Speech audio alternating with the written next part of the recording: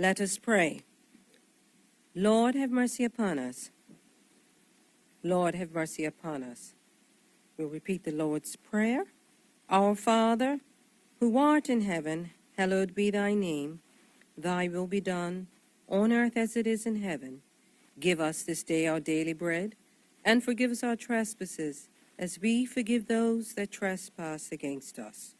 And lead us not into temptation, but deliver us from evil. For thine is the kingdom, the power, and the glory, forever and ever. Amen. Almighty God, who in thy wisdom and goodness has appointed the office of rulers and parliaments for the welfare of society and the just government of men, we beseech thee to behold with thy abundant favor us thy servants whom thou hast been pleased to call to the performance of important trust in these islands. Let thy blessing descend upon us here assembled, and grant that we may treat and consider all matters that shall come under our deliberation in so just and faithful a manner as to promote thy honor and glory, and to advance the peace, prosperity, and welfare of these islands and of those whose interests thou hast committed to our charge. And this we beg for Jesus Christ, his sake. Amen. May the grace of our Lord Jesus Christ and the love of God and the fellowship of the Holy Spirit be with us all evermore. Amen. Amen. Morning, members.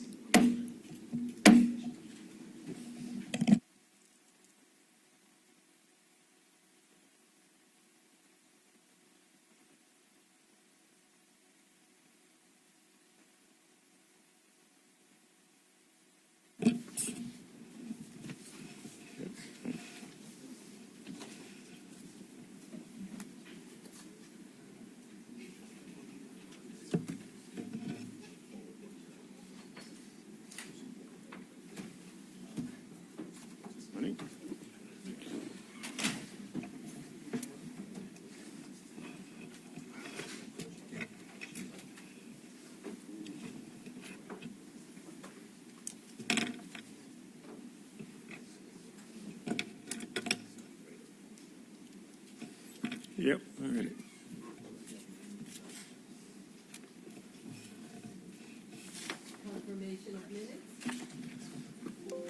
Confirmation of minutes. Members, the minutes of the 21st of February have been circulated. Are there any omissions, corrections? There are none. The minutes are confirmed as printed. Messages from the governor. There are none. Announcements by the speaker. Yes, this morning we have been informed by the following members that they'll be absent today. MP Tanae Furbett, MP Dennis Lister, MP Scott Simmons, and Minister Furbett has also sent indication this morning that he'll be absent today as well. And I'd also like to acknowledge our page who's assisting us today, Ms. Deshae Greaves. You'll be paging with us this morning as an observer. Okay. Messages from the Senate. There are none. Papers and other communications to the House. There are two papers to be presented this morning, both in the name of Minister of Finance. Minister? Good morning, Mr. Speaker. Good morning. Mr. Speaker, with the Governor's recommendation and in accordance with Section 36(3) of the Bermuda Constitution, I have the honor to attach and submit for the consideration of the Honorable House of Assembly the Foreign Currency Purchase Tax Exemption Order 2020, proposed to be made by the Minister of Finance in the exercise of the power conferred by Section 7 of the Foreign Currency Purchase Tax Act of 1975. Thank you. And the second? Mr. Speaker, with the Governor's recommendation and in accordance with Section 36(3) of the Bermuda Constitution, I have the honor to attach and submit for the consideration of the Honorable House of Assembly the Land Tax Exemption Order 2020, proposed to be made by the Minister of Finance in the exercise of the power conferred by Section 3A of the Land Tax Act of 1967. Thank you. Thank you, Minister. Petitions. There are none. Statements by ministers. This morning, members, you have on the order paper 9 statements that are printed in front of you. I'd just like to acknowledge there's actually 10. There was a technical problem with the 10th one being omitted, but the Minister Fogo also should be listed as one of those this morning. So the first, the first is in the name of the Premier. Premier, would you like to do your statement? Thank you, Mr. Speaker, and good morning to you. Good morning. Mr. Speaker, I am pleased to advise this Honorable House of the progress being made on the implementation of the recommendations from Bermuda First. Mr. Speaker, this government committed to building a better and fair Bermuda for all by enacting policies to grow Bermuda's economy in a balanced manner. One of the pledges in our election platform was to reestablish the Bermuda First Advisory Group, consisting of local and international business and community leaders to develop a long-term economic and social plan for Bermuda. Mr. Speaker, Bermuda First completed Phase 2 of its National Socio-Economic Plan and submitted a future state report dated August 23, 2019, which provided 129 different recommendations for achieving a healthier future state of our island. Bermuda First referred to the report as a call to action on who and what we want to be as a country. Mr. Speaker, Bermuda has operated at a high standard in the international arena through its accomplishments on sound regulation and compliance. Notwithstanding the many accomplishments Bermuda has made internationally, it is agreed that national transformative change is critical. Mr. Speaker, we must all agree a national socio-economic plan that shifts mindsets and behaviors and offers every Bermudian the opportunity and the tools to participate equitably in our sustainable, growing economy to positively impact the quality of life of Bermuda's residents. Further, Mr. Speaker, as I previously stated, the Bermuda First leadership believes, as does the government of Bermuda, that, and I quote, "For our island to be successful, we must have a single vision and we must all move in the same direction," end quote. The Bermuda First report provides some helpful recommendations to move us in that direction. Mr. Speaker, honorable members will recall that the Bermuda First report identified 3 critical areas for detailed analysis and reform: healthcare, education, and immigration. In addition to these critical areas, there were recommendations on how to ensure that Bermuda becomes a leading jurisdiction for technology companies. To provide an update to this honorable House and the public, I can advise that recommendations in this area are being progressed. Mr. Speaker, the Bermuda First report contained 35 recommendations under the ambit of the Ministry of Health. And of those, Mr. Speaker, 23, or 66% of those recommendations, were either in progress by the Ministry of Health or are fully supported and will be actioned in the near future. Mr. Speaker, healthcare finance reform is actively underway and forms a significant portion of the work of the Ministry of Health. In line with the recommendations, the standard health benefit is currently being redesigned to modernize the current reimbursement scheme. Also, as part of the health financing reform, government is in the process of regulating fees to healthcare providers as recommended by Bermuda First. Mr. Speaker, education rightly features prominently within the report's recommendation. In line with Bermuda First's recommendation that all principals be certified, and in keeping with Plan 2022, the Department of Education has already contracted with Bermuda College, who entered into an articulation agreement with Framingham University for principal certification. Modernization of public school facilities is included in the ministry's upcoming plans for school redesign and restructuring. Hospitality education, industry training, and community engagement is in progress. Students are being introduced to Speaker. Regarding the use of technology in schools, all educators will be required to be appropriately trained in the use of technology. Bermuda First recommended the incorporation of coding and computing into the core curriculum to promote critical thinking and problem solving. Mr. Speaker, information technology is being infused into the public school system, and coding and robotics classes are now included in the Department of Education's ICT curriculum offered to P5 and P6 students. Mr. Speaker, a strategic approach to the reform of the immigration system is in train, and its careful execution is critical to the success of Bermuda. A work permit scheme to cater to the unique staffing needs of the international business sector has already been put in place, and the overall administrative processes are being streamlined and automated. Honorable members should note that a specific recommendation of Bermuda First and proposed in the budget statement delivered last week in this Honorable House was the amendment of the existing 60/40 legislation to encourage more foreign investment into Bermuda's economy. Additionally, honorable members will recall passing legislation in this Honorable House to encourage development of approved residential schemes within the economic empowerment zones. This, too, accords with the report's recommendation that marries the economic substance requirements with the existing capacity to provide greater opportunities in these areas through real estate development. Mr. Speaker, in keeping with Bermuda First's recommendation to provide affordable, suitable housing for at-risk populations, low and middle-income families, the Bermuda Housing Corporation is moving forward with its plans to develop additional housing units in Southside. The government is also working with the Salvation Army to upgrade the existing housing shelter on North Street that will provide long overdue upgrades to the buildings at this site, with the $1 million in funding being allocated in the 2020-2021 budget. Mr. Speaker, to address the Bermuda First recommendations around the use of technology and inviting and incubating talent in this space, the government is making steady progress on a number of initiatives in line with those recommendations. Mr. Speaker, specific to IT governance, the report recommended, number one, the re-engagement of the IT Secretariat model, and number two, setting up a reference framework of categories for technology projects with clearly defined levels of oversight, including financial, to ensure value for money.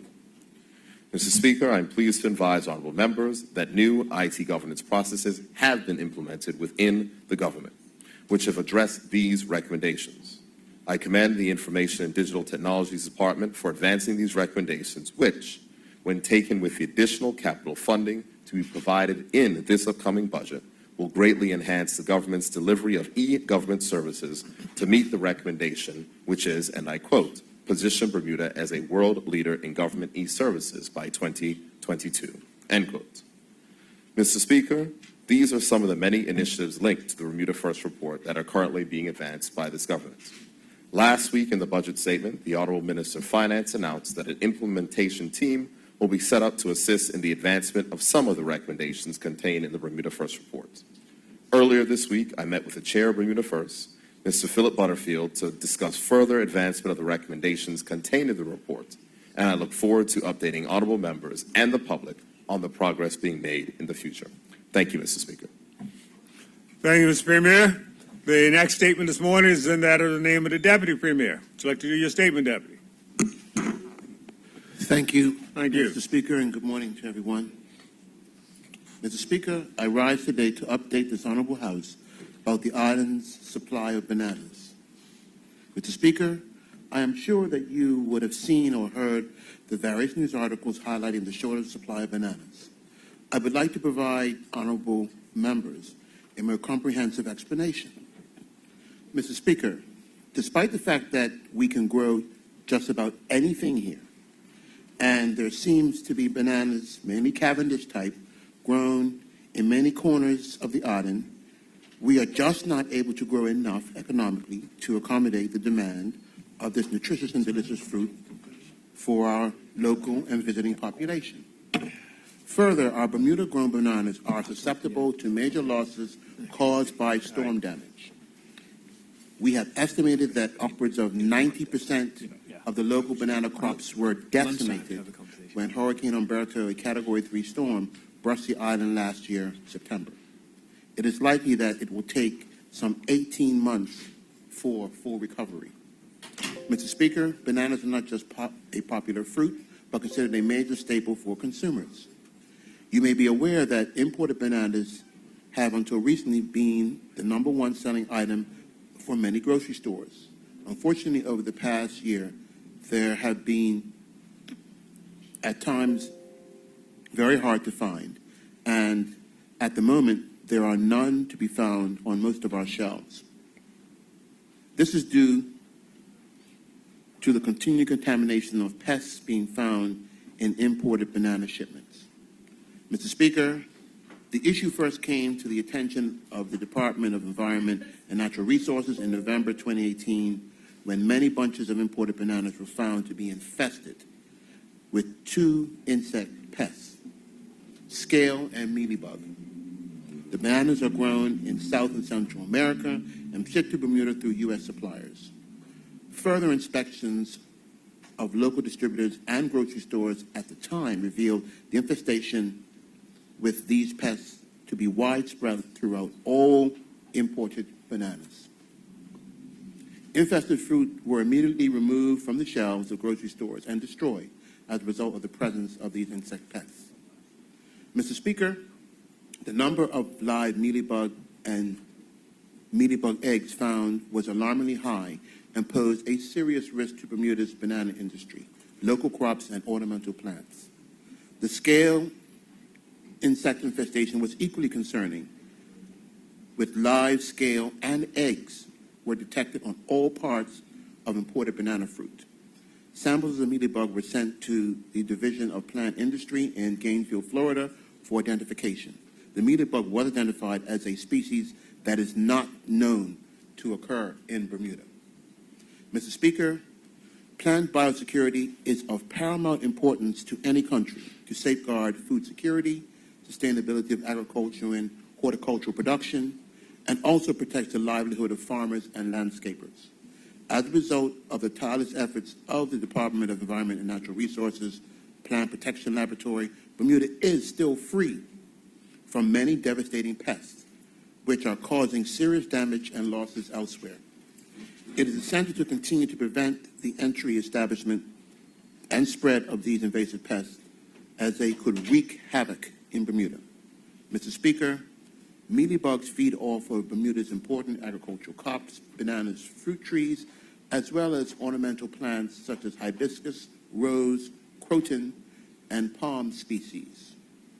Exposing these pests to the local environment could lead to their establishment on locally grown bananas, fruit trees, ornamentals, and other food crops, which will result in the reduction of yield and crop quality. Further negative impacts on local plants can occur due to the transmission of viruses, leading to deformed produce, yield reduction, decline, and death. Even when an insect pest is already present in Bermuda, our resident populations of similar insects have not been exposed to the viruses that can be transmitted by these insects. Mealybug and scale are notoriously difficult to control with pesticides, as both insects have a waxy covering which protect them from contact pesticides, and both pests naturally hide in the crevices and cracks of plant material, which makes it difficult for pesticides to reach and effectively treat them. An alternative control, namely the use of systemic pesticides, can result in the accumulation of pesticides in fruit and consumable plant parts, exposing the consumer to these chemicals. Mr. Speaker, currently, local importers of bananas are required to have their product pre-inspected in the country of origin prior to export. Upon arrival into Bermuda, each banana shipment is then inspected by trained DENR staff. Frequently, however, the DENR personnel inspect boxes which are marked as inspected overseas, only to encounter pests on these bananas. Therefore, despite the significant screening efforts of the department and local importers, shipments continue to arrive on the island infested with live mealybug and scale in all stages of their life cycle. Mr. Speaker, however, we are confident that we can work with importers to implement a solution causing minimal inconvenience to the public. DENR has been working together with local importers to find ways to continue to import bananas while reducing the additional costs importers have incurred through the necessary inspection process, which screen the shipments for these pests. Proposed solutions include reviewing current inspection techniques with our overseas counterparts to ensure that only clean shipments arrive in Bermuda, developing a system to source clean produce directly from banana growers, developing a system of treatment off-island for all imported bananas, and developing a system on-island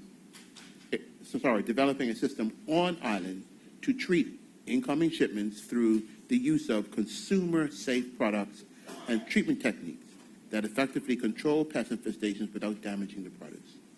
Mr. Speaker, DENR has made it a priority to help facilitate Bermuda's importers and grocery stores to bring in clean sources of bananas as fast as possible so as to minimize further shortages for the public. Thank you, Mr. Speaker. Thank you, Deputy. The next statement this morning is that in the name of the Minister of Health. Minister, would you like to put your statement? Yes, good morning. Thank you, Mr. Speaker. Thank you. Mr. Speaker and honorable members, excuse me, I rise today to offer further update and an appeal regarding the steadily escalating public health threat of COVID-19, the disease caused by the novel coronavirus. The spread of COVID-19 across the globe highlights that it is highly infectious and therefore it will remain a threat to Bermuda in the foreseeable future. This is an unexpected and unusual threat to health with impact on travel and trade. On January 30th, the World Health Organization designated it as a public health emergency of international concern, and so a coordinated international effort has been mounted to address COVID-19. This public health risk must be mitigated. Such a historic threat can only be managed by an unusually high level of cooperation, collaboration, and solidarity. And it is for this reason that I rise to call us to a higher level of collaboration ever than before. In this unprecedented situation, Bermuda must rely on the cooperation of all sectors, all professional disciplines, all individuals to work together to face the threat of COVID-19. I am pleased to inform this Honorable House that as of today, there have been no cases of COVID-19 identified in Bermuda. There are no current suspect cases, even though over 65 travelers have required public health monitoring for the infection. At present, no individuals receiving supervision by public health have shown signs of illness, and this is good news. To counterbalance this good news is the reality that the spread of the virus is on track to become a pandemic in the weeks ahead. A pandemic, Mr. Speaker, is a new infection that is serious and spreads to all countries. The last pandemic was in 2009, and that was the H1N1 influenza, which ultimately reached every end of the globe and now circulates as a seasonal influenza, still causing outbreaks of serious illness, especially during the winter and spring. Although COVID-19 is not currently in Bermuda, it has been documented in over 81,000 people in nearly 40 countries, including in our region. As of today, the countries for which there is a travel advisory of public health follow-up in Bermuda include China, Hong Kong, Japan, Macau, Malaysia, South Korea, Singapore, Taiwan, Thailand, and Vietnam. And this is expected to change imminently to include Italy and Iran. The Epidemiology and Surveillance Unit, or the ESU, is actively monitoring the developments globally as this is a rapidly evolving situation. And I can give assurance that for Bermuda, the risk remains low for those who have not traveled to affected countries. Nevertheless, given the degree of travel by Bermuda residents and the global travel patterns, it is likely just a matter of time before we are face to face with this new public health threat. It is for this reason, Mr. Speaker, that I rise to appeal to the members of this Honorable House and to all of Bermuda to unite and work together to meet the challenges we are likely to face from COVID-19. We are in a phase of preparedness for a potential pandemic. We must focus on preparing for this situation. According to the World Health Organization, we must prepare to detect cases, prepare to treat cases, prepare to follow contacts, and prepare to put in place adequate containment measures to control the spread. You may be familiar with the public health phrase, quote, health in all policies. If this was an abstract, unclear concept before, the threat of COVID-19 illustrates the need for health in all policies. All sectors of government, all businesses, all schools, all workplaces, neighborhood clubs, faith groups, and each and every individual has a role to play. You can either help the community or you can hurt our chances of preventing a severe impact from COVID-19. It depends on what we do or what we do not do. We each have a role to play. The role of the Ministry of Health is to convene and guide a multi-sector effort to assure we can prevent the entry of the novel coronavirus which causes COVID-19, detect it early if it does enter, and manage individuals appropriately to prevent further spread within the community. The Public Health Response Team is this multidisciplinary group comprised of individuals from 15 sectors and growing. The Public Health Response Team members meet at least twice weekly to update on preparedness efforts, discuss various risk scenarios, identify vulnerabilities in the community, and address them. The collaborative work has been intense. Mr. Speaker, we are well aware of the many concerns of the public, and within the Public Health Emergency Response Team working groups, we are endeavoring daily to address these concerns. One concern receiving ongoing attention is the reliable questioning of all travelers as they arrive in Bermuda at our ports of entry, seaports, and airport. The airport, with over 800 arrivals daily, is an area where heightened training is being focused at this time.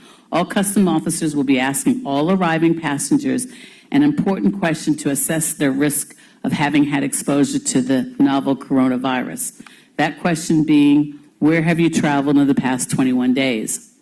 All passengers, Bermuda residents, and visitors must be asked this question.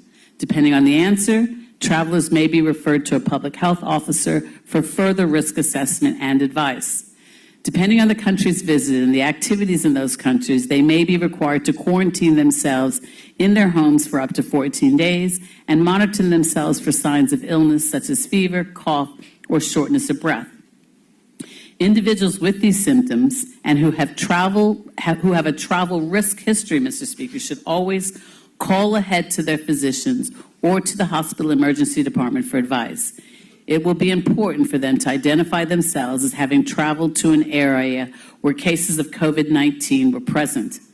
Telephone advice will be given to individuals, including how to safely travel to a healthcare setting if that is required. The Ministry of Health is collaborating with the hospital emergency department and community physicians so that individuals at risk of having COVID-19 or who have only mild symptoms can be investigated and receive care within their homes, thereby not overburdening the healthcare system. And as always, it is essential to reserve the hospital emergency department for those requiring hospitalization and management. Fortunately, most individuals with COVID-19 appear not to require hospital care and ultimately recover fully. Mr. Speaker, the challenges presented by individuals having to be quarantined can be quite complex and require cooperation of individuals, their workplaces, and schools. Individuals under self-quarantine will have to miss work or school and should avoid all public spaces. They must avoid public transportation and places where people gather, such as faith gatherings, sport events, and concerts, for example. Pandemic preparedness policies are required by schools, workplaces, and employers to enable people to stay home when sick or when being quarantined without penalty. The Ministry of Health will shortly be sharing further advice from international public health authorities to assist workplaces, schools, and other organizations to prevent and control infections in their environments. This information will be available on our website. And as a tourism-dependent economy, Bermuda must assure potential visitors that we are a safe and healthy destination. Hotels and all guest accommodations, regardless of size, must have robust sanitation programs and infection prevention and control policies in place to reduce the risk of infections of all types. They must be able to identify early any guest who may be ill with a serious infectious disease so that prompt advice from medical and public health professionals can be sought. The tourism sector is collaborating closely with health to maintain a healthy tourism product. My point, Mr. Speaker, is that in ordinary times, and especially in these extraordinary times, there must be collaboration and cross-fertilization of health policy with all others: business, education, tourism, transport, customs, immigration, police, fire, marine, ports, civil aviation, and so forth. Each of these sectors has interfaced with health to keep Bermuda safe and healthy. We must continue to do so, and in an ever more vigorous way as we face the threat of COVID-19. I'm appealing for solidarity. COVID-19 prevention and control will require nothing short of community-wide and bipartisan collaboration and cooperation to help keep Bermuda safe. Thank you, Mr. Speaker. Thank you, Minister. The next statement this morning is in the name of the Minister of Education. Minister, would you like to present your statement? Thank you, Mr. Speaker, and good Thank morning, you. colleagues. Mr. Speaker, this morning I rise before this honorable House, excited to share with my colleagues about the excellent display of primary school artwork that is currently being exhibited at the Bermuda Society of Arts Gallery in City Hall. The official opening of the annual primary school art exhibition was on Friday, February 7th at 5:30 p.m. The art show was well attended as there were a few hundred attendees that included students, teachers, principals, parents, grandparents, uncles, aunts, friends, and many more, all viewing the tasteful display of art. Mr. Speaker, each year, the artwork on display is inspirational and reflective of the talent we have within our public and private primary schools. The theme of this year's art show is freedom and social change.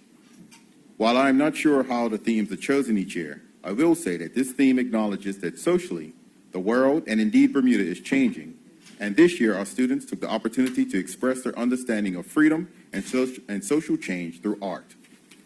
Mr. Speaker, we all know that the arts have always been an integral component of education and embraced with continued integration in our children's learning experiences. There are impactful benefits to engaging our students in art apart from giving them a platform to express themselves. Through art, our students build their confidence and self-esteem. They are motivated and inspired to explore and find their element of creativity. Art enhances students' cognitive processes, problem-solving ability, thinking, and using a variety of symbols reflect their thoughts, ideas, and feelings in a structured way.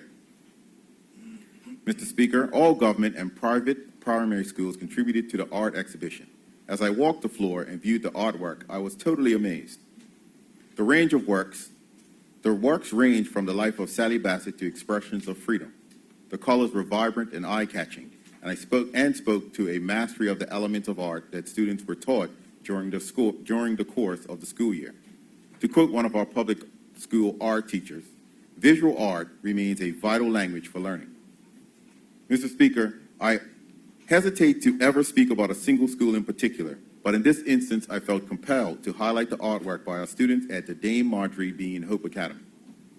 Our students at Hope Academy are students with exceptional needs as they experience severe to profound multiple challenges to which Hope Academy provides intensive learning support, medical and therapeutic interventions. Their collection of artwork really captured my attention at the display. Their artwork very skillfully captured the theme of the show and left you with no doubt that they are aware of their personal everyday challenges.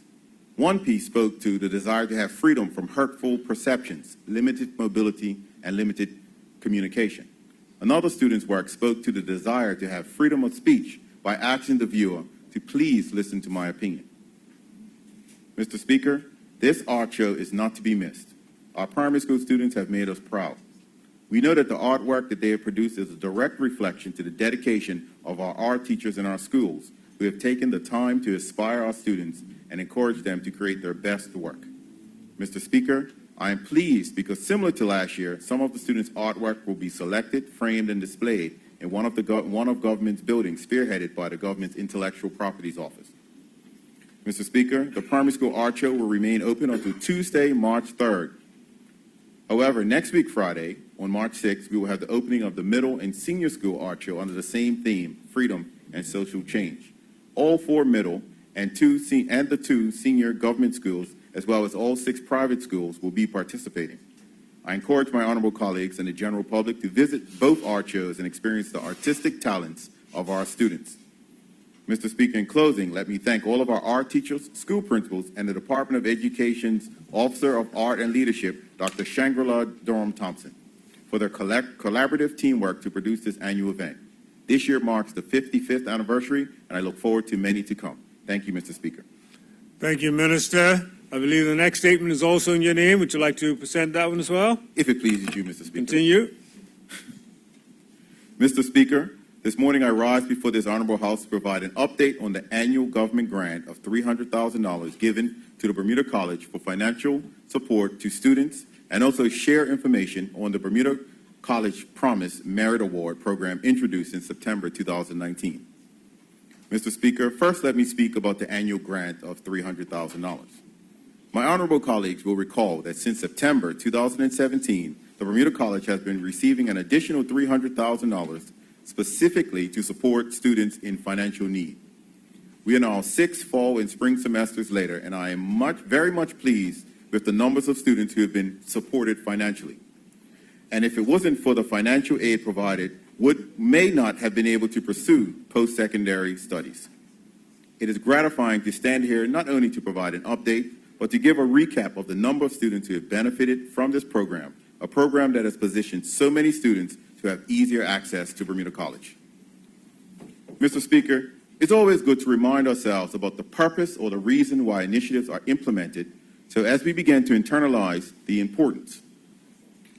I remind my honorable colleagues of the purpose of the funding initiative of $300,000.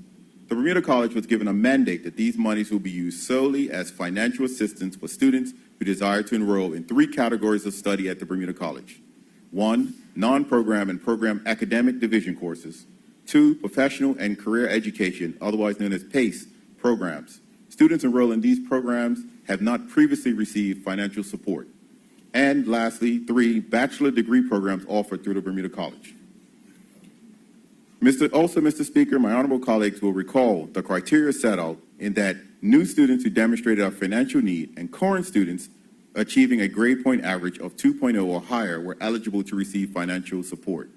To date, the financial awards have ranged from 30 to 80% of students' educational costs, which covers the total value of tuition plus fees.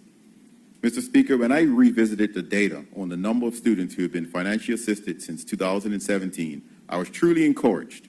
During the 2017-18 academic year, a total of 313 students received financial support. At the end of the 2018-19 year, 198 students were financially supported. And for the current 2019-20 academic year, to date, 219 students have been assisted financially. This is the fruit of the government's promise to the people of Bermuda in our election platform, in which we said, and I quote, to increase accessibility to Bermuda College by providing financial support to students in need. It remains our belief that finances should not be a barrier to tertiary education. Mr. Speaker, during the past 3 academic years, more than 700 students enrolled at the Bermuda College as a result of receiving financial aid. These students were enrolled in a variety of study programs. Mr. Speaker, I cast my mind back and recalling hearing, let me say, a personal testimony from a mature student enrolled at Bermuda College's Culinary Arts program. She shared with me and some of my ministerial colleagues how she had been made redundant from her job and was in the midst of determining the next steps of her life. She had a love for cooking, and after being informed about the financial assistance that government had provided for students in financial need who wanted to pursue studies at Bermuda College, she decided to apply and was successful. Mr. Speaker, she stated that the financial support made it possible for her to pursue her passion. Hearing stories like this makes all it worthwhile. I commend all 700 plus students for not giving up because of the lack of finances and encourage more to take advantage of the financial support program this government is providing to the Bermuda College. Mr. Speaker, I will now shift to provide a brief update on the merit-based college promise program. My honorable colleagues will know that the government introduced this program for the first time last year for public school graduates to attend Bermuda College tuition-free. The introduction of this merit-based program not only fulfills another election platform promise, and I quote, to increase funding for scholarships so students in public school have more opportunities to secure higher education. It is also aligned directly with the mission statement of Plan 2022, which states to provide all students with equitable access to holistic, varied, and high-quality instruction that is culturally relevant and empower students to reach their full potential. Additionally, the program was to encourage our senior school students to excel at a higher level in their studies. Senior school students that have achieved a minimum GPA of 3.0 upon graduation. Mr. Speaker, at the end of the 2018-19 academic school year, senior school guidance counselors at Cedar Bridge Academy and the Barclay Institute worked directly with the Vice President of Student Affairs and Academic Affairs at the Bermuda College to develop a pool of all graduating seniors senior school students who met the criteria for the College Promise Program.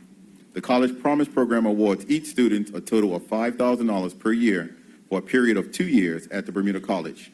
Eligibility includes students must be a graduate from Cedar Bridge or the Barclay Institute, must have a minimum GPA of 3.0, test in 2 college-level courses, be recommended by the school counselor, and be Bermudian.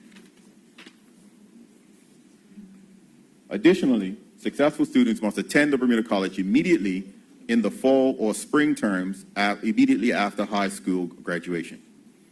Mr. Speaker, to really put this program in perspective, I draw my honorable colleagues' attention to a few weeks ago when we discussed the Bermuda College's 2018 annual report. During that discussion, I pointed out how the Bermuda College is fully accredited by the New England Commission of Higher Learning.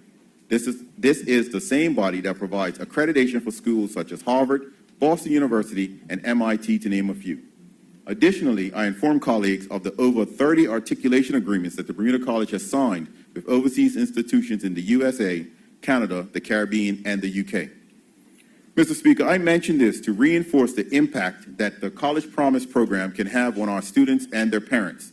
The potential to obtain your associate's degree, tuition-free, and transfer those credits into a four-year institution and start in the 3rd year of tertiary education represents a huge financial relief to our students and their parents. This program strikes directly at the heart of the historic inequalities that may have prevented our students, in particular Black public school students, from achieving their full potential.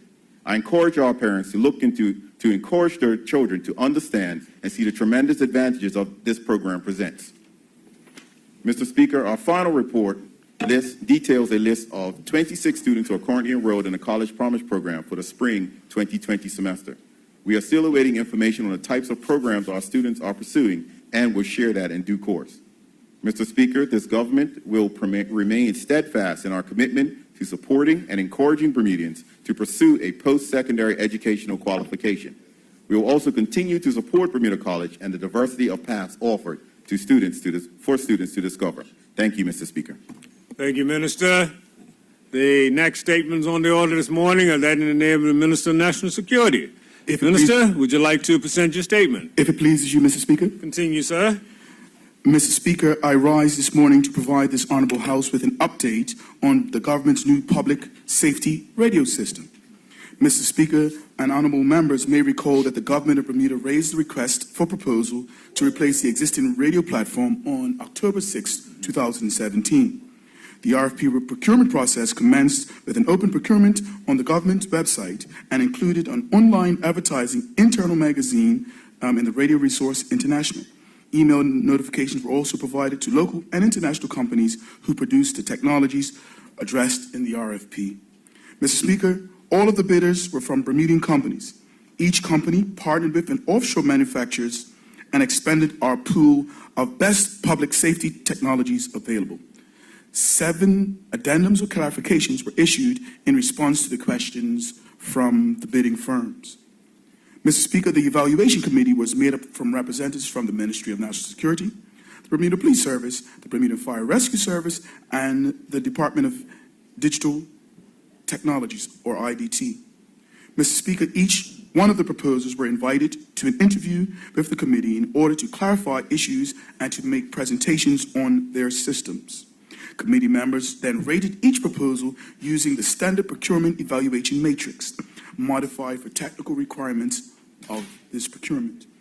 On the 20th of April 2019, the Ministry of National Security and the successful contractor, Electronic Communications Limited, or ECL, signed a contract for the value of $4,174,057.92. Mr. Speaker, ECL promised to provide a new radio communication system with the state-of-the-art technology that would assist the public safety agencies of providing Bermuda in providing enhanced services for safety for the government and the public. Mr. Speaker, some of the key elements in the winning proposals included the transition from an old analog voice-only radio system to one that features modern digital voice and data capabilities, and increased radio performance, which included enhanced coverage and greater capacity. Interoperable communications for all government agencies and key partners during emergencies and crises. enhance radio systems redundancies and reliabilities that will minimize the impact of failures due to hurricanes and other unexpected events, and a cost that will reduce the government's annual radio expenditures by approximately 60% over the 15-year life of the new system. Mr. Speaker, it is important to note that the government of Bermuda normally pays a minimum of $2 million annually spread across several government departments and quangos for two-way radio communications services, by which are used by 911 emergency services and ancillary services. The key driver for this proactive cost-cutting change is the government's public sector reform initiative. Mr. Speaker, this initiative fits right into the initiative's objectives of centralized telecommunications operations, cost avoidance methodologies, cost reduction methodologies, strategies for reallocations of cost savings, rationalizations in current and proposed telecommunications contracts. Our model has even become an example of a way forward for the government. Mr. Speaker, the implementation of this initiative also has been a collaboration across all government's core public safety departments and quangos. There are currently 3 committee levels: a steering committee, a technical committee, and an operational committee. Our collaborative project has an essential involvement from Information and Digital Technology Office, or IDT. Mr. Speaker, I have had the opportunity to visit the dispatch training exercise for both the Bermuda Police Service and for the Bermuda Fire and Rescue Services to kick the tires myself, so to speak. Mr. Speakers, the dispatchers examine things like how to call a group, how to call an individual, how to send text messages, how to talk between their console and another console, and how to talk between their console and another console and in another location. I've had the opportunity to speak with a few officers who are currently using their handsets in the first phase of the rollout. The officers commented that they found their units to be clearer than the previous, and had made it easier to hear in high-stress areas and louder working environments. I've held one of the new handsets. I found it to be lighter. It was more rugged. It appears that it will last longer, and it has a longer-lasting battery life. In addition, it is waterproof, Mr. Speaker. The handsets can be programmed to talk over the air, to talk in groups, and are dynamically assigned to drastically reduce the requirement to bring radios to a central location to be reprogrammed. For the first time in Bermuda, every radio system across the various departments will be able to speak to each other. The handsets have high levels of encryption. They will help ensure that the radio system is safe from 21st century security threats. Mr. Speaker, I am excited about this accomplishment. I must emphasize that this government, and more specifically this ministry, will continue to seek out opportunities to make cost savings while identifying the opportunity for potential for efficiency gains without compromising on quality of services and ensuring that we keep Bermuda safe. Mr. Speaker, I want all of Bermuda to know that this radio system and its new platform will enable public safety agencies. Mr. Speaker, I would like for all of Bermuda to know that this new radio platform will enable public safety agencies to coordinate more efficiently than in past days. This implementation is a critical technological resource for the Bermuda Police Service, the Bermuda Fire and Rescue Service, the Royal Bermuda Regiment, the emergency medical technicians to carry out their duties with greater effectiveness in ultimately serving and protecting the Bermuda public at large. Mr. Speaker, the public safety benefits of this platform include more efficiently deploy officers and better response time for the public, greater operational coordination between the public agencies for fire, police, the Bermuda Ambulance Service, and the Royal Bermuda Regiment, routinely and especially in time of emergencies, such as hurricanes and other natural and man-made disasters. The acceleration in communication and officer reliability through instant connection. In short, Mr. Speaker, this platform will ensure a professional approach that will enhance trust and public confidence in the ability of the departments within our ministry. Mr. Speaker, the government's new public safety radio system will have many points of resiliency and redundancy. Honourable members, the implementation and rollout of our new radio system will continue over the next few weeks, and I will provide another update in the upcoming months. Mr. Speaker, this collaborative initiative also includes the support of our vendor, East End Telecom.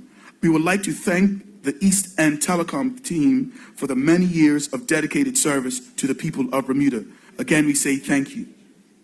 Mr. Speaker, I would like to also thank the government's Radio Platform Information Project Working Group, which includes Mr. Vernon Wears Jr., Policy and Project Coordinator for the Ministry of National Security, Mr. Darren Simons, Deputy Commissioner of the Bermuda Police Service, Mr. Dana Lovell, Deputy Fire Chief, Officer with the Bermuda Fire and Rescue Service, Mr. Eugene Bassett Jr., Network Engineer, Design and Implementation for the Department of Information and Digital Technology Office, and the Bermuda Radio Communication Consultant, Mr. Mark Pallins of Pallins and Associates, who has acted as the subject matter expert throughout the process. Finally, Mr. Speaker, I would like to thank my colleagues, cabinet colleagues, in particular, the Minister of Finance, the Honourable Curtis Dickinson, the Ministry of Public Works, the Honourable Colonel David Birch, and the Premier and Minister of Cabinet, the Honourable David Burke. Without your assistance, this project would have not been able to take place. Thank you, Mr. Speaker. Thank you, Minister. I believe you also have a second statement, Minister. Thank you, Mr. Would Speaker. you like to Please proceed with that one? Thank you, sir.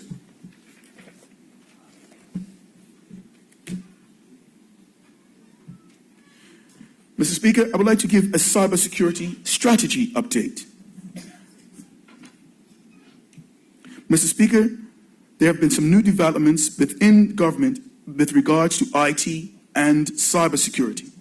Mr. Speaker, as we know, around the world, cyber attacks continue to impact governments, multinational corporations, small organizations, and individuals.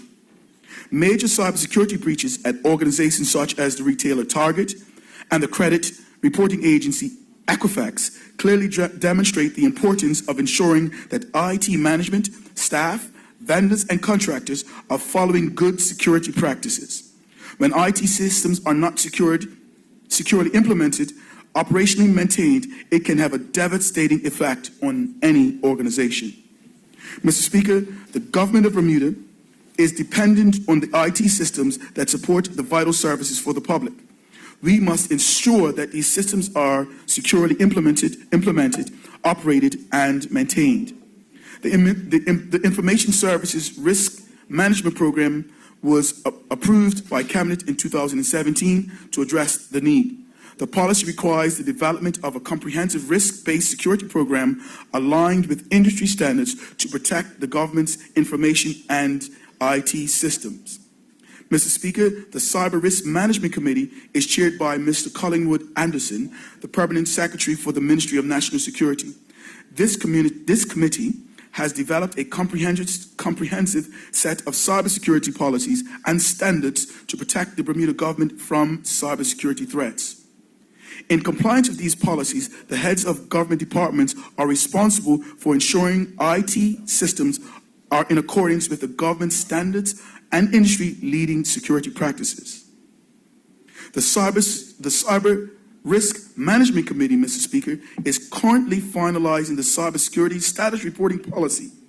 The policy will require the Chief Information Officer to provide a formal quarterly security status report to Cabinet, Cybersecurity Committee, and to the Civil Service Executive. Management, staff, and IT service providers must be required to report the security status of the government information systems and processes which they are responsible to demonstrate compliance with the government policies and leading industry practices. This cybersecurity status reporting policy will ensure the Cabinet and the Civil Service Executive that they are provided with the accurate and reliable information that they need to maintain the executive level of oversight of the critical IT systems and processes within the government. Mr. Speaker, the Cybersecurity Strategy was approved by the Cabinet and launched in September 2019 to protect the Bermuda cyberspace. The Cybersecurity Governance Board A private-public partnership has been established and is working on an implementation strategy. This includes the development of the appropriate legislation to address cybersecurity and cybercrime within our jurisdiction. It also includes raising awareness and capacity building to enhance cybersecurity preparedness, information sharing, and collaboration. At present, Mr. Speaker, Bermuda has a limited capacity to respond to cyber incidents at the national and international levels. The International Cybersecurity Incident Response Team will provide a centralized capability facilitating communication, coordination, and collaboration more effectively to deal with cybersecurity threats impacting our jurisdiction. The CSIRT will also support threat sharing, threat intelligence, while raising awareness of cyber-related risks and improving the understanding of effective safeguards. Mr. Speaker, in March 2020, the International Telecommunications Unit, or ITU, they will be on island to assist the Cybersecurity Governance Board with assessing Bermuda's readiness to establishing our national CSIRT. The ITU is a United Nations agency that has assisted more than 75 other jurisdictions with performing CSIRT readiness assessments. The collaboration with this leading international agency will prepare Bermuda to implement an effective national cybersecurity incident response capability. In June of last year, Mr. Speaker, the Ministry of National Security's Permanent Secretary and the Cybersecurity Manager traveled to the Dominican Republic to participate in the regional conference on policies and strategies on cybercrime for the Caribbean community. The conference focused on the international cooperation and establishment of good practices to combat cybercrime at national and international levels. Mr. Speaker, as a part of the National Cybersecurity Strategy, the Cybersecurity Governance Board is working with the Council of Europe to review Bermuda's cybercrime legislation against the Budapest Convention on Cybercrime. The Budapest Convention is the only binding international treaty on cybercrime and electronic evidence. Aligning Bermuda's cybercrime legislation with the articles of the Budapest Convention will empower our legislators, prosecutors, and judiciary to more effectively deal with cybercrime within our jurisdiction and will facilitate cooperation at an international level. Mr. Speaker, aligning Bermuda's cybercrime legislation with the Budapest Convention is an important first step. However, this will be followed by capacity building and training for our investigators, prosecutors, and our judiciary.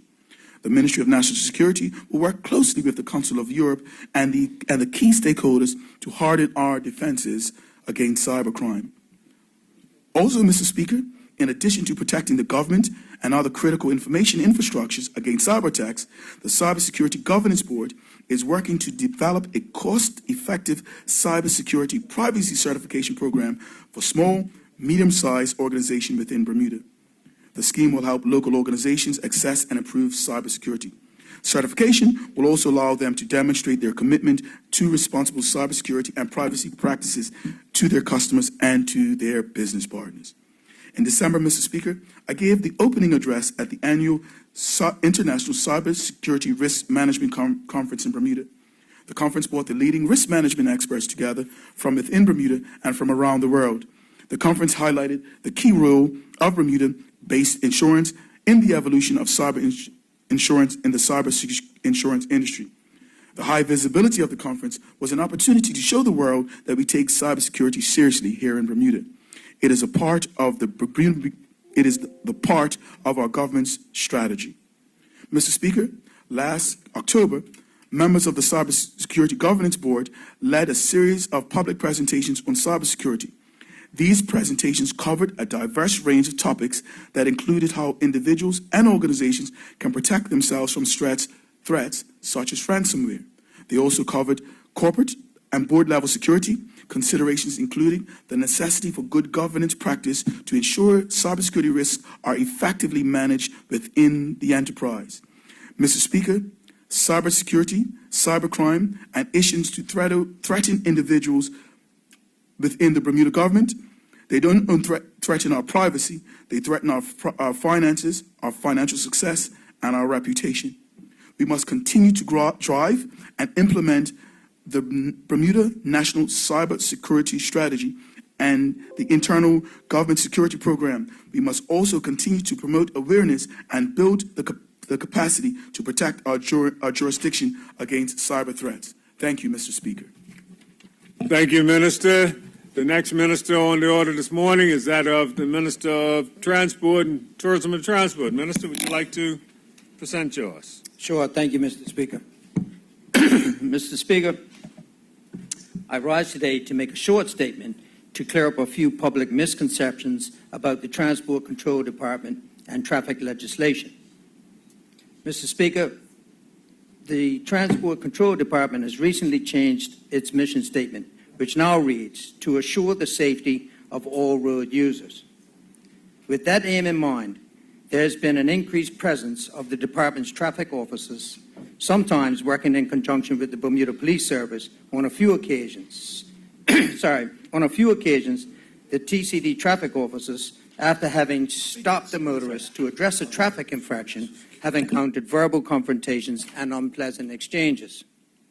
Mr. Speaker, the issue appears to be that many of us are not aware that under the Traffic Offences Procedure Act 1974, TCD traffic officers have the same powers as a BPS officer. In fact, the definition in the said act states, police officer and officer include a traffic officer and a traffic warden. It therefore follows that TCD traffic officers have the identical powers as the BPS officers to issue both parking and moving violation summonses to offenders they encounter in the course of carrying out their responsibilities. Mr. Speaker, the next issue to be addressed by this statement is the electronic vehicle registration, also known as the EVR system. This system was installed in the mid-2000s, and as in the case with all computer and electronic equipment, especially in our climate, over time, it became in need of both software and hardware upgrades. Mr. Speaker, while implementing the upgrades, which included installing new cameras, detection devices and antennas, rewiring corroded connections, and installing anti-tampering protection, it was decided to have the traffic officers focus more on street patrols as mentioned above. Mr. Speaker, the motoring public must know that the system is working at 100% and is detecting 10,000 to 12,000 activities on a daily basis. Many of these detected activities have already resulted in registered owners answering to charges of using or allowing the use of an uninsured and or unlicensed vehicle.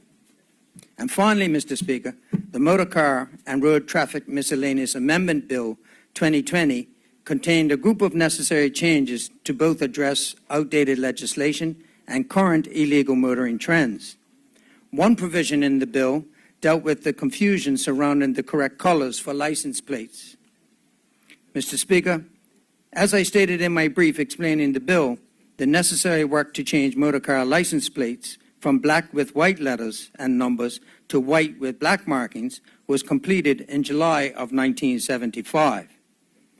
An administrative mix-up at the time led to the confusion that exists today, meaning some people continue to believe that it is legal to have black license plates with white characters. Mr. Speaker, I want to inform the motoring public once again that as of April 1st, 2020, legislation will reflect that the only legal license plates for motor cars will be a white background with black characters. This announcement today is designed to give everyone with illegal plates ample time to have the correct license plates fitted to their respective vehicles. In closing, Mr. Speaker, the Transport Control Department takes its mission seriously to assure the safety of all road users, and the department will continue to review and update legislation and its practices and processes to support this mission. Thank you, Mr. Speaker. Thank you, Minister. The next minister on the order paper this morning is that of the Minister of Works. Minister? Morning, Mr. Speaker. Following, you like that? Following the formal announcement last week by the Minister of Education that the T.N. Tatum Middle School would not reopen, responsibility now falls to the Ministry of Public Works to decide on future uses for the school. The school has been closed a few times over a number of years due to concerns regarding health and safety, mold, and air quality. Mr. Speaker, contrary to the assertions being made in some quarters that the building is mold infested and should be demolished, the facts simply don't bear that out. Let me quote an excerpt from the Environmental and Air Quality Assessment Report of February 19th, 2019, and I quote, "It is our opinion that everything that we observed is directly related to an inadequate, general, and routine maintenance at the facility. The issues that we noted today are the same issues which we noted back in 2013 and are the same issues that closed the school in 2017. 1. Water leaks associated with poorly maintained roofs, wall cracks, air conditioning, and plumbing. 2. Windows and window screens which are either inoperable or have limited operation. 3. Inoperable mechanical systems. 4. Inappropriate storage. 5. Accumulation of waste. 6. Inadequate housekeeping. It is our opinion that if these items are adequately addressed and maintained on an ongoing basis, the issue of mold and poor indoor air quality would not return." End quote. Mr. Speaker, as I reported last year, the buildings could not simply remain shuttered for an entire school year. Everyone knows what happens when any building in our subtropical climate is closed. It's the perfect environment for mold and mildew to flourish, i.e. Bermuda's national flower. Mr. Speaker, in August last year, I conducted a tour of the facility to ascertain what steps should be taken to ensure the integrity, security, and ongoing cleanliness of the buildings. We discussed the temporary repurposing of some of the buildings so that there remained a physical presence on site to discourage vandalism, damage, or even unauthorized occupancy of the building, all of which have occurred over this period. Mr. Speaker, several of the classrooms, particularly those in the Family Services block, a single-story structure at the eastern end of the property, were suitable for various community activities that could provide that physical presence we sought. Included in that area is a weight training room, carpentry and woodwork shops, family studies, and counseling rooms, along with toilet facilities. All of these areas tested clean of any mold or air quality issues. Mr. Speaker, Pembroke Hamilton Club, or PHC, and let me declare my interest as a member of PHC, have had a long-standing lease arrangement with the Ministry of Public Works for the use of the playing field for both training and their multitude of community football programs. So it was a natural fit to approach them first to see if there could be some temporary expanded use of the school facilities that could assist with their programs. Needless to say, they were very receptive of the offer, and we have provided use of classroom space for their after-school programs and toilet facilities. Mr. Speaker, at present, there are 6 entities currently occupying space at the facility, with discussions fairly well advanced with a 7th group. Mr. Speaker, Bermuda's most outstanding professional boxer, Mr. Nicky Bascom, runs a boxing gym that also caters to young folk interested in the sport. Mr. Steve Parks will run an after-school carpentry program for students. Ms. Gina Thomas is running Hidden Treasures Thrift Boutique, with part proceeds going to the Foster Parent Association. Mrs. Lucinda Worrell-Stowe runs Positive Energy Community Kitchen, and Mr. Servio Cox is running a fitness gym in the gymnasium that is geared more to the casual fitness buff rather than the hardcore gym rat. Mr. Speaker, I repeat that all of these activities are under license to July. It will come as no surprise to you, Mr. Speaker, that following the announcement last week, there have been a myriad of calls and emails seeking to use space at the facility. However, before the ministry can entertain any of these proposals, there needs to first be a full assessment of the facility and the challenges that the building faced in the first place.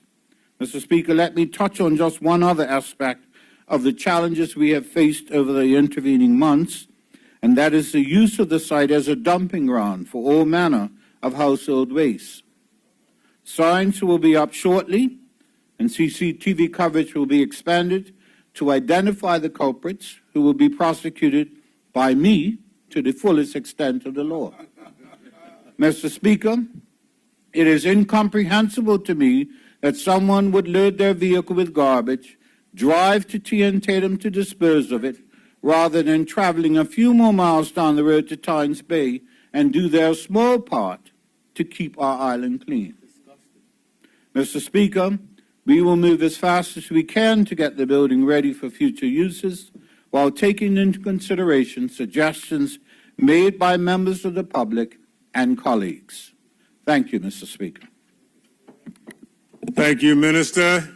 The last statement this morning is that in the name of Minister Fogo. Minister, would you like to put your statement? You can turn your mic on so we all hear you. Yes. Good morning, Mr. Thank you. Speaker. Yes, I would like to read the statement. Mr. Speaker, in 2012, Bermuda hosted a very successful Carifta at the National Sports Center. The games opened with tremendous fanfare on Friday, April 6, 2012, as athletes from 25 countries paraded onto the track at the National Sports Center in splendid national colors to thunderous applauses. This was the fourth time that Bermuda had hosted the Carifta Games, having previously played host in 1975, 1980, and 2004. Mr. Speaker, in just 41 days, Bermuda will be hosting the 2020 Carifta Games at the National Sports Center, the 49th Carifta Games, with 28 nations represented, including Bermuda. Mr. Speaker, the Carifta Games are an annual junior track and field competition founded by the Caribbean Free Trade Association. The Games started in 1972, serving as the premier junior regional championship for the Caribbean CARICOM region. The Games are held under the auspices of the World Athletics. Run over 3 days from the 10th to the 13th of April, the event will feature 150 separate events and 2 age groups, the under 18 and the under 20. Mr. Speaker, our Bermuda Day theme this year is celebrating our Caribbean connections, and it is very fitting that we are also hosting the Carifta Games. Hundreds of athletes, their families, and spectators will be arriving in Bermuda from a number of Caribbean nations, and not only will we be bonded by our love of track and field, but by our common cultural heritage. Mr. Speaker, the Ministry of Labor, Community Affairs and Sports is a proud sponsor of the Games, and we have provided capital funds for the National Sports Center to not only make repairs to the grandstand, but also to resurface the track in time for the Games.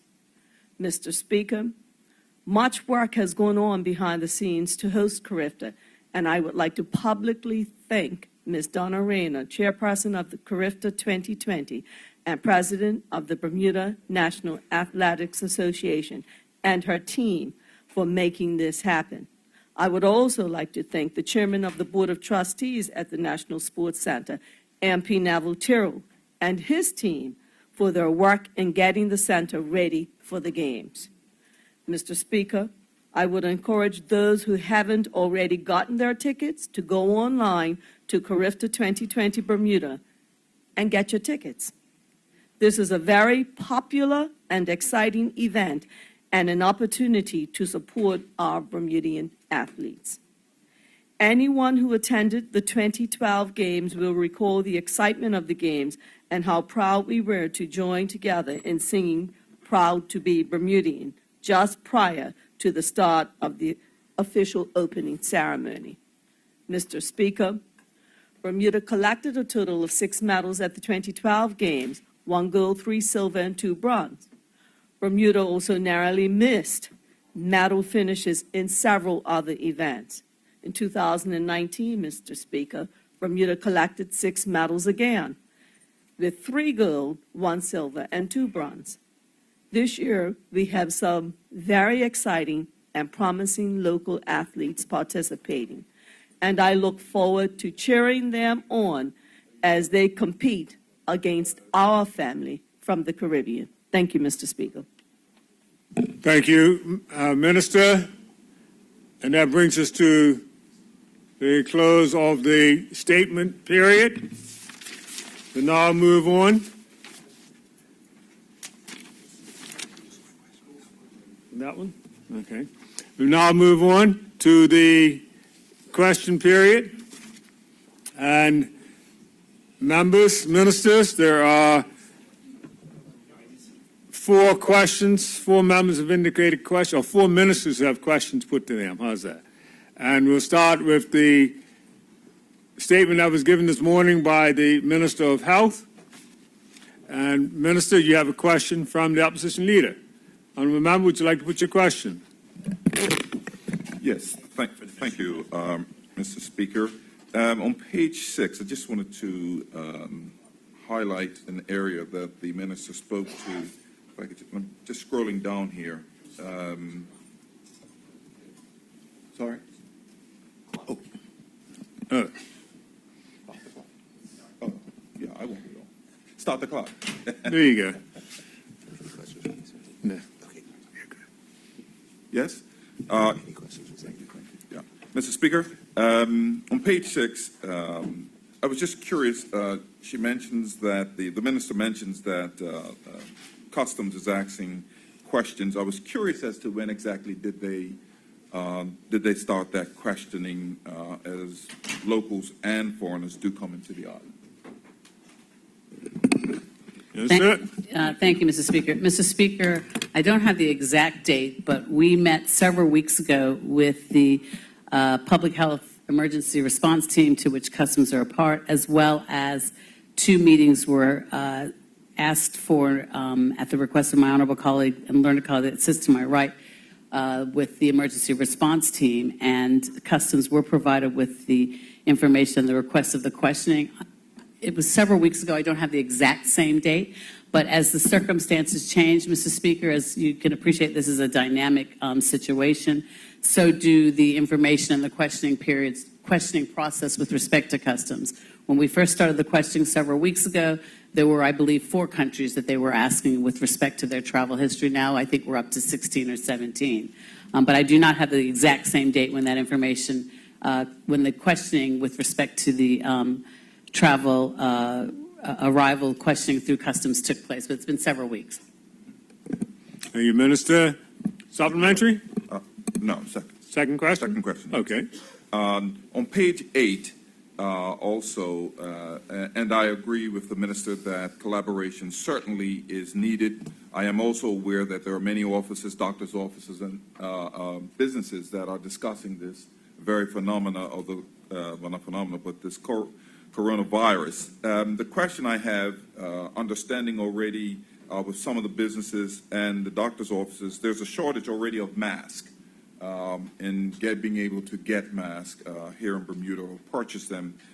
Is there any attempt by government to start sourcing the test kits? Because I know that question came up when I spoke to some of the doctors to acquire test kits, face masks, and the likes to ensure that if in the event we do have a challenge here in Bermuda, understanding the small numbers we have, that we're prepared for it.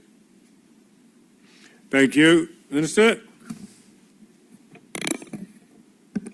Thank you, Mr. Speaker. Mr. Speaker, there is currently a process in place with respect to ordering of the PPE masks. We do have a shortage of masks. However, we've been working with Public Health England as well as our other agency partners to source further masks for supply in Bermuda. We're looking at between the Ministry of Health as well as the BHB having a procurement process so that there'll be one centralized area for the collection of these masks, and persons can collect those, doctors' offices, fire, et cetera, et cetera. But yes, there is currently a shortage. However, we've identified sources with respect to Public Health England, and in fact, the Chief Medical Officer has a call at 12:45 today to further advance that particular request. But our international partners are working with us. There's a worldwide shortage. So our international partners are working with us with respect to securing sufficient supplies for Bermuda's needs of the PPE. Just so I can be clear, so are we saying that the doctor's offices as well, they're all collaborating with yourself in order to get these orders? Mr. Speaker, I believe some doctors' offices are acting on their own with respect to securing the PPEs. However, again, we are meeting with between the Ministry of Health and the Bermuda Hospital Boards. We're putting together a system of pooled procurement so that we as a nation can receive the PPEs and disseminate them accordingly. Any further question? None? Minister, you also have a question from another member, the MP Pyramid. Would you like to put your question? Thank you, Mr. Speaker. Let me thank the Honorable and Learned Minister for her statement.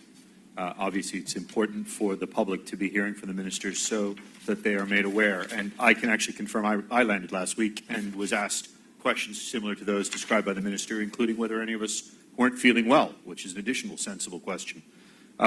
My question is this, Honorable Minister. What is it that you would ask the public to start thinking about at this point in time? What should they be thinking about?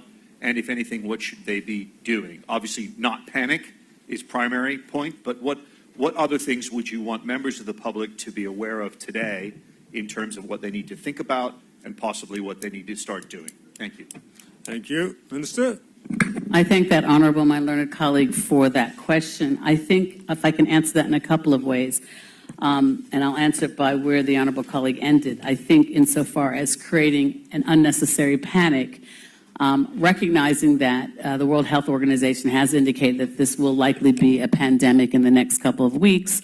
We've gone through as a country and as a world other pandemics, as in the H1N1, H1, swine flu in 2009, 2010, and some members might remember that. However, I think that a couple of things I'd like to use to answer that. First and foremost, there's a lot of information, unfortunately, on the internet in this day and age where things go viral very quickly. Most of the information, unfortunately, is inaccurate. And I would urge members of the public to utilize trusted sources such as the government website, the Ministry of Health's website, for all of the information that they require insofar as steps to prevent the coronavirus, which I'll speak about in a moment, as well as information about travel advisories, areas of travel where you should avoid. All of that information is available on the government portal, and it's critically important because, unfortunately, there's a lot of misinformation out there, and we're trying to steer people towards the government portal, which is based on information in our daily dialogue with Public Health England, the World Health Organization, PAHU, and our other international agencies, including CDC, Center for Disease Control. Secondly, we can all do things that can help minimize the spread, which are somewhat sensible, but believe it or not, people don't necessarily appreciate it. Washing our hands regularly. As silly as it may sound, you know, washing your hands, singing the song Happy Birthday twice, which is about 20 seconds, is exercising proper hygiene. If you sneeze or if you cough, do so in your shoulder, in your arm as opposed to on your hand. I mean, it's just general basic hygiene that we probably teach our children that we need to just continue to operate under. In addition to that, if you're sick, like my honorable colleague to the left, stay home. Stay at home. Well, he's not here because he's obviously following his instructions from the physician. Stay at home if you're not feeling well. And we're glad he did. Yes, exactly. Especially those of us sitting around him. But in any event, seriously, Mr. Speaker, there's general hygiene matters that we can all take care of in addition to washing our hands. If you're not well, then stay home, avoid public places and the like. So I thank the honorable member for that question. I also, if I can just end by saying there's quite a lot of information, accurate information that can be made available on the government's website under the Ministry of Health that speaks about things like how to health safety with respect to hygiene and the like, travel advisories, all the information that individuals would like to know concerning the COVID-19 can be found on the government website. Thank you, Minister. Supplementary? Yes. I have a supplementary, Mr. Speaker. Thank you. And I thank the Minister for her explanation. I just have a quick question, and that is in respect of the information that has been made available, that there, apart from the normal contact that people may have had one with the other for the spread of this virus, that there has been an unidentified community contagion. And I'm just wondering what additional steps the Minister would indicate that people should be looking at in order to prevent any undue spread from a community basis, i.e. people who have not been to specific countries and don't have the high level of identifiers that might cause them to be exposed. Thank you. Minister? Yes, thank you, Mr. Speaker. Mr. Speaker, we are familiar about one case that's been identified in the United States with respect to what the honorable member speaks about. But again, if I can just reiterate, Mr. Speaker, this coronavirus is effectively a part of a large family of viruses, which in some instances it causes people to become ill. And then in other instances, obviously, if persons have a compromised immune system, or they may already have a respiratory issue or heart condition and the like, then the symptoms can become more severe. And I think it's incredibly important, again, for members of the public to recognize that there are precautions that we can take, which we just spoke about a few moments ago, to help to alleviate that and eliminate the spread. In particular, if you're feeling unwell, between the Ministry of Health as well as the BHB, there is a hotline for persons to call, so that if you have traveled in one of those particular regions or you've been in contact with someone who has, then and you start to feel symptoms, and the symptoms are effectively flu and cold symptoms, shortness of breath, sore throat, fever, prolonged fever, then you do not go to the doctor. You need to contact the doctor first and ask the doctor to indicate to the doctor that you have had potential exposure to COVID-19 through travel or contact with other persons. The doctor will assist you and facilitate what needs to be done. Again, most often, the majority of persons are either asymptomatic or they get over it as the normal course of things because there's a cold or flu. It's those persons that have compromised immune systems and the like that obviously may have more severe challenges. The doctor will assist and provide you with the information that's required, but again, do not go to the doctor and or the hospital unless you're instructed to do so. But there's a triage system that's been set up by the emergency department, and we're encouraging persons to call there first, and they will talk you through the protocols. And of course, obviously, if it's a severe situation, then they will explain to you what the explain to you the circumstance of getting to the hospital through the ambulance and the like. But the protocols have been established, and again, all of that information can be found on the government website. And in particular, there is the triage system through the hospital where you can call that number, indicate first and foremost that you've been to a high geographically risked area or had contact with somebody who has, and then they will talk you through the proper protocols and procedures. But again, if I can just emphasize that, this is not a time for us to panic. It's a time for us to remain diligent and recognize that there's a lot of information that's out there that is inaccurate. And if you really want to find the source of the information, then I suggest that they go to the website, the government website. Thank you. Thank you, Minister. Supplementary. Yes, supplementary, Mr. Speaker. I wonder if the Minister would be good enough to advise the public of the number, the contact number at the hospital, so that people will have that readily available in the event that they need to make those calls. Okay. I do not have that with me, but I believe it's the 236-2345 number. Yep. Thank you. No further questions for the Minister on that particular statement. We'll now move on to the next statement, which members have indicated they have a question. And we're going to Minister Keynes. Minister Keynes, The member from constituency 31, MP Smith, would like to put a question to you regarding the statement on the public safety radio system. MP? Good morning, Mr. Speaker. Good morning. Thank you to the Honorable Minister for the statement. With the upgrade in the technology for the radio and communications, just wondering, in other jurisdictions there are body cams that are worn by some of the police officers that are part of the communications and technology that they have. Is the Minister able to tell us whether this new system is going to allow for that kind of upgrade, or is that part of it, or is that something that he'd be looking for in the future? Thank you, Minister. Would you like to respond? Mr. Speaker, the Bermuda Police Service, they already have the ability to wear body cams, and when they are deployed in operational policing, the majority of the officers do already have body cams attached to the kit that they now wear. I do not know if the body cams will be connected to their radios. I can check to see if that will be a part. I do know as a part of their the kit that they wear on a day-to-day basis that they do have the ability to, they do have body cameras attached to the kit that they wear every day now, sir. Thank you for that. I didn't know that. Good. Supplementary? Supplementary. Yes. Thank you for that.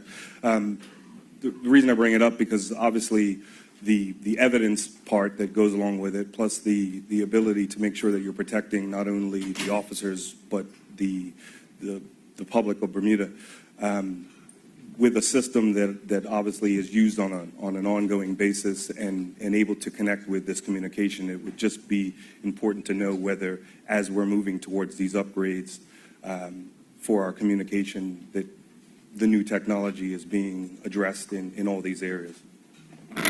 Mr. Speaker, when we're talking about the communications for the Bermuda Police Service, I think that there is a need to constantly to morph and to grow and to make sure that the Bermuda Police Service not only is having the accountability to make sure that they're keeping in line with the Police, Criminal, and Evidence Act pace. We specifically, this ministerial statement was, we're dealing with the handsets, the new digital radios that have come into force. It has specific capacity, and the capacity is for ease of communications with reference to voice communications, and it is highlighting some added features with resiliency, with the ability to send text messaging, and highlighting the resiliency of the new handheld devices, the interoperability and the ability for it to be used interagencies, and that was the highlight of this particular ministerial statement. I do accept what my colleague is saying, that we do need to constantly morph and upgrade and to make sure that there's high levels of accountability and to make sure the public is kept abreast with the latest in technology, and that is something that we can continue to grow with the Bermuda Police Service to ensure that new forms of technology that include body cams can be put in the arsenal to make sure that the police have high levels of accountability, and we morph with the evidence process to make sure that there are seamless forms of accountability, sir. Thank you, Mr. Speaker. Thank you, Minister. Any further questions? No supplementary? We'll move on to the next question or statement that members have a question for. And again, Minister Keynes, it's for you on your second statement. And again, from the MP for Constituency 31, MP Smith, you can put your question. Thank you, Mr. Speaker.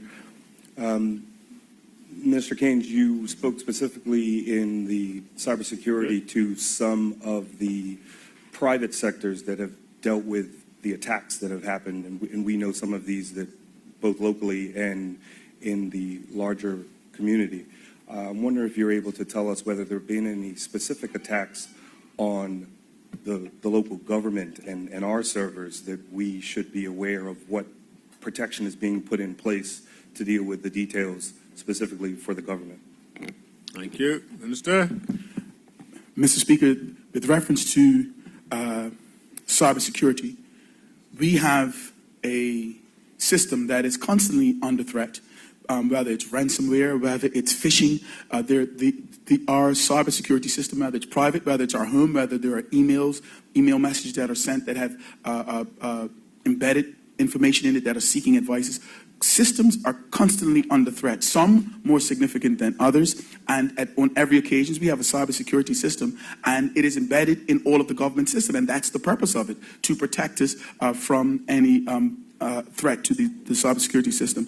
I think that at all stages, we have, from the start of it, we have the opportunity to go around. Every government user gets email, and they have to go through a test, Mr. Speaker, and they are asked to give specific examples. And in order for you to keep your credentials, if you're a government user, you have to take a test to show that you understand the basic safety procedures. We have partnerships with the private sector, and constantly we are looking for ways to make sure that the government system is protected. With reference to any specific attack, Mr. Speaker, I do know that the cybersecurity manager has indicated that there have been certain information that we've received, and we've always been able to protect our system with the necessary precautions that have been put in place. Thank you. Supplementary? Supplementary. Yes. So in this particular realm, we all understand that the people that are out there to create these attacks are always moving very quickly, and there's always the need to make the system more robust. Is there any indication that we are going to have to do upgrades with our particular system, and what will be the cost of that kind of upgrade? That was one of the bulwarks, the heart of that was in the statement. In I think it was page 4 of the statement, we said that we were going to have an ITU assessment. The ITU will come in this year. They will look at the system. They will tell us where the lacunas or the gaps are, and then based upon that, they will give us some recommendation. We're using as a starting point to make sure that we're covered the Budapest Convention. The Budapest Convention outlines the specific things that each government should do to protect its infrastructure, and we're making sure that we are congruent and keeping with all the guidelines set out in the Budapest Convention. We're constantly working towards that mark. Mr. Speaker, we have the Cabinet Cybersecurity Subcommittee, and we get updates from IDT on a regular basis, department by department, ministry by ministry, to make sure the government's national infrastructure is indeed protected. If we find out after the ITU assessment that there are some gaps in our system, obviously we'll make sure that we are acting in accordance with the Budapest Convention and the best practices of the ITU standards that have been established, Mr. Speaker. Thank you, Minister. No supplementary, no further questions. We'll move on. The last statement of which a member has indicated they have questions is that for the Minister of Sport. Minister, the member from constituency 31, MP Smith, would like to put a question to you. Thank you, Mr. Speaker. Thank you to the Minister for the statement on the upcoming CRIFTA Games. Obviously, I support sport in Bermuda and the development of our young people. The Minister spoke specifically to some of the upgrades that are going to have to be done or are in the presently being done with the facility. Is the Minister able to give us a budget for what it's going to cost to actually host the CRIFTA Games in Bermuda? Because it's going to be obviously more than just the upgrades. Minister? The budget itself falls under the remit of the Bermuda National Athletics Association.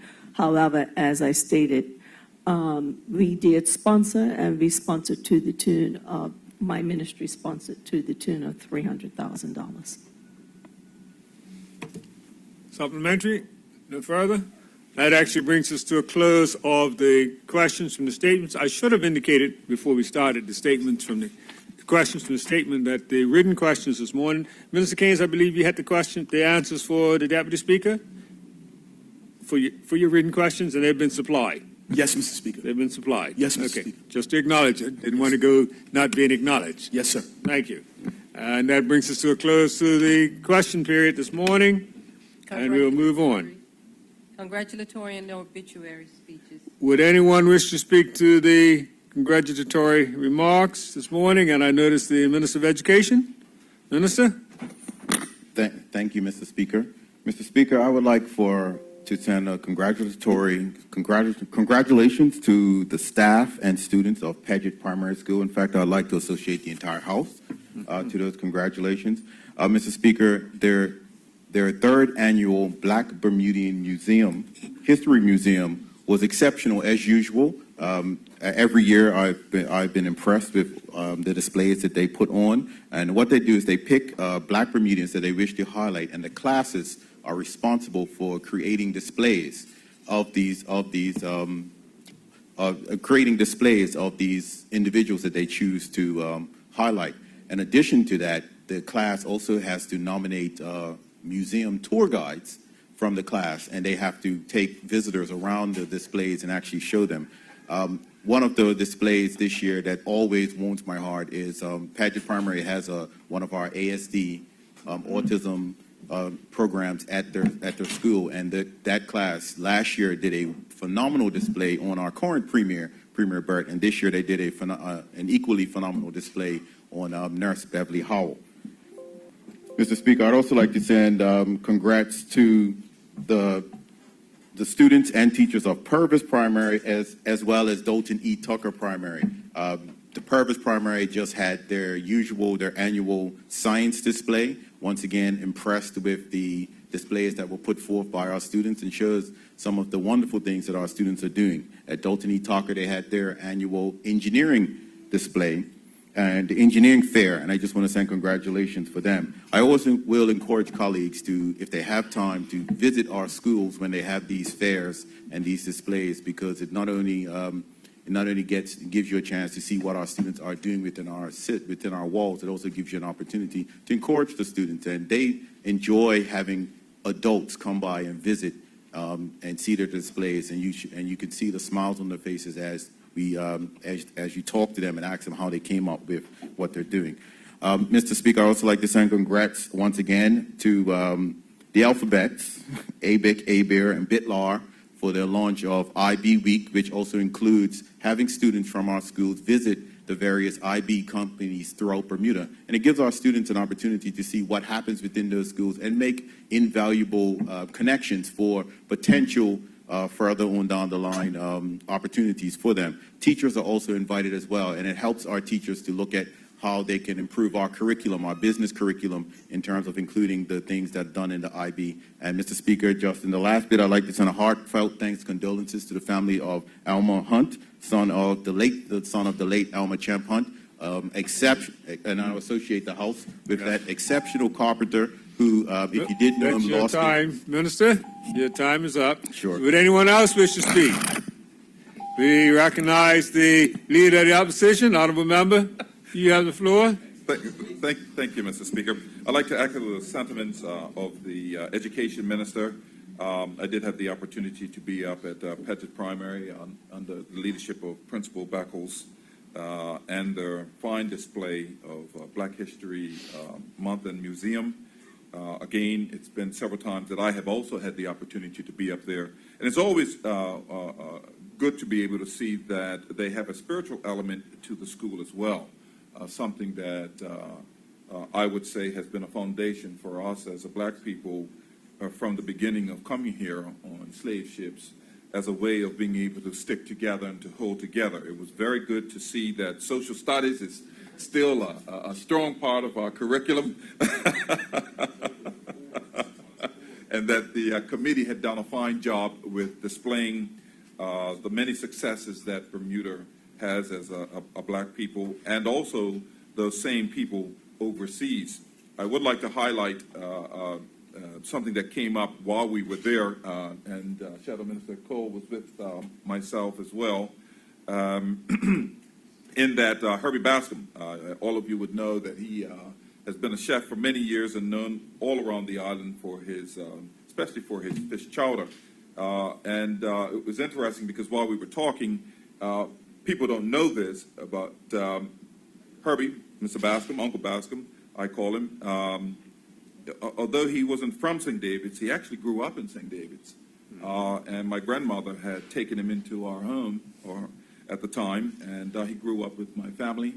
And, of course, I came along well after.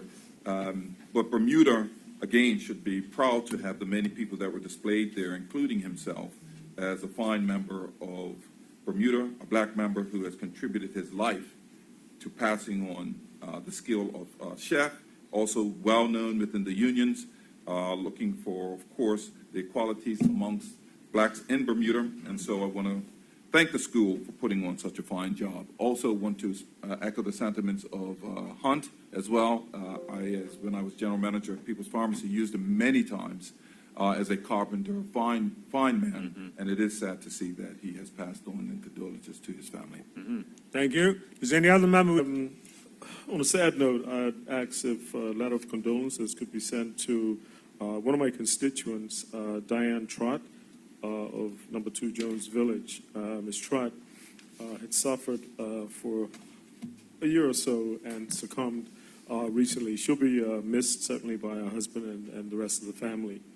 I would also ask if condolences could be sent to the family of the late Darnell Richardson of 18 Smiths Avenue in the same area of Jones's Village. Darnell and I worked together in '98 on the general election, and her and I continue to work on several elections after that. Very good worker. She will be missed, certainly, by husband Philip and son Philip Jr., and the Jones's Village family, as I call them. Also, Mr. Speaker, I'd also like to give condolences, ask for condolences to be sent to the family of Edward Durham, who was a former player and coach of PHC.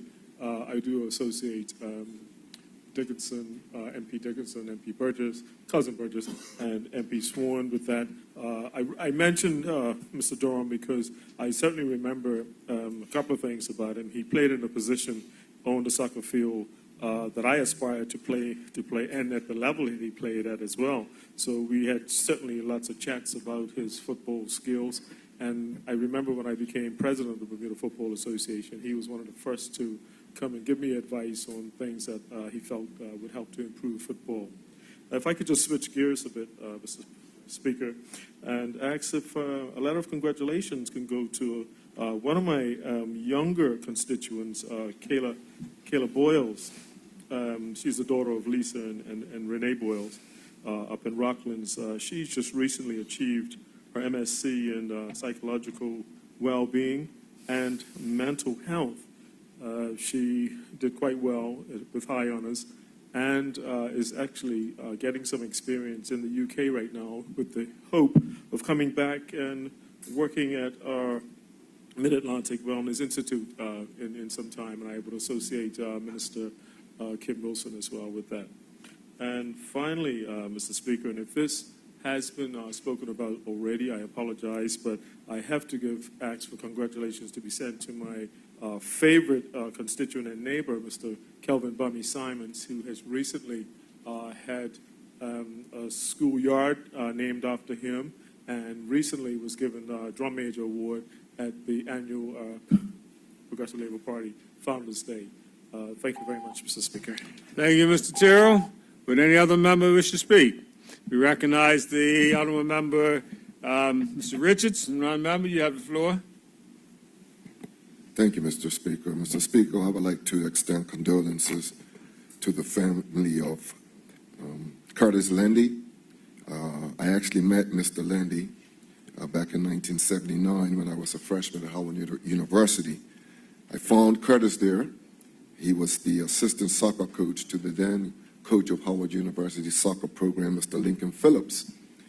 And Curtis later went on to be assistant coach to Bermuda and Keith Tucker when he took over coaching the Howard University soccer team. I actually lived for a few years in the same row house in Washington, D.C., where Curtis, Landy, and a few other Bermudians lived. He lived upstairs, and he kind of looked out for us freshmen and taught us the ropes on how to navigate through the streets and the neighborhoods of Washington, D.C., which at that time were a bit rough. Curtis was a good friend. He was a mentor, and later when I relocated back to Bermuda, and when I ran for the House of Parliament the first time, Curtis actually came to me and said, listen, I'm going to stand with you at the polling station. And he did, and he stood with me for most of the day, and I appreciated his support. It was encouraging to see how many ex-Howard students and ex-Howard soccer players came to Bermuda from the U.S. for Curtis's funeral. It was bittersweet because some of those fellas I hadn't seen in over 30 years, but they loved Curtis and they showed their love and appreciation for him by traveling to Bermuda for Curtis's interment. So I just want to extend condolences to the family of Mr. Curtis Landy. Thank you, Mr. Speaker. Thank you. Minister Fogo, I see you on your feet. Would you like to make a contribution at this time? Yes, Mr. Speaker. Go right ahead. Well, I would like to be associated with the congratulatory remarks for Calvami Simons. Indeed, Northland's Courtyard was named after him, as he is, I guess, one of their older living students. Former students. Yeah. And he, given his sporting accomplishments, he is definitely most deserving of having the courtyard named after him. And I would also like to thank the Ministry of Public Works for assisting in that. I also must, as a St. Georgian, acknowledge the victory for young Miss Zinziwa Swan with the elections that took place yesterday. I will say this, she sought the help. I'd like to associate the entire House with that congratulatory remark. She sought the advice and assistance of persons who have put themselves forward to run, whether that be in a general election or at the corporation level. And she wanted the advice of those other than her father, right? Because she And who's our father, for those who don't know? And I would like to just point out her father is the member, the honorable member, Mr. Kim Swan. And the fervor that she should, and the determination that she should to try and secure this position was heartwarming and spoke to the fact that she was most deserving of winning that seat. She did the work. She put herself out there for a short period of time. She did the hard work, just having returned from university. She did that work that was necessary to secure the vote. And once again, congratulations to her. Thank you, member. Does any other member wish to contribute to this?